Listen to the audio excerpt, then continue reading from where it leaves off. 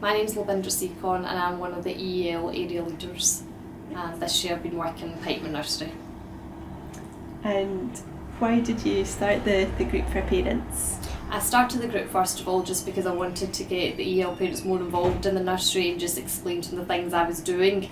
So I started off that way, and then I wanted to ask them what kind of things did they want to learn about if I set up a parents group.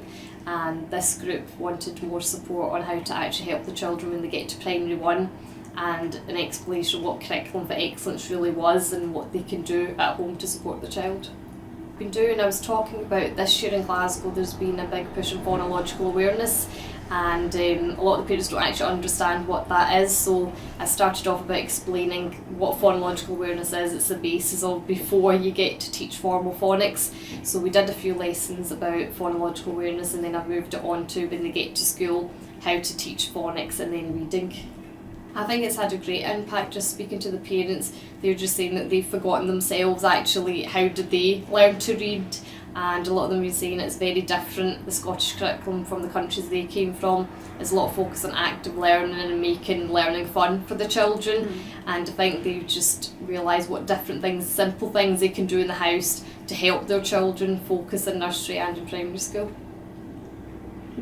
I would just say I think it's really important to first ask the parents what kind of things they're interested in learning, rather than saying give you a package and this is a 6-week block of something. Just ask them what they want and then adapt your lessons accordingly, because each week I can ask them what do you think I should do next week and kind of lead on from that way. So I think any group you work with, you could use the same idea a few times, but you really have to kind of change and adapt your style of teaching as well for the parents.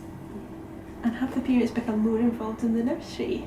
I think within the nursery I was doing a Frozen topic, and they actually did transliterations for the character names in their own language script, so we actually managed to get a multilingual display, and I think they're just more confident now to actually ask the key workers and other staff questions about the children's learning, whereas before they might have been a bit shy and thought, well, what should I really be asking? I don't know where to start. But now this has kind of empowered them to actually ask more questions on how they can support the child, which I think is a really positive thing.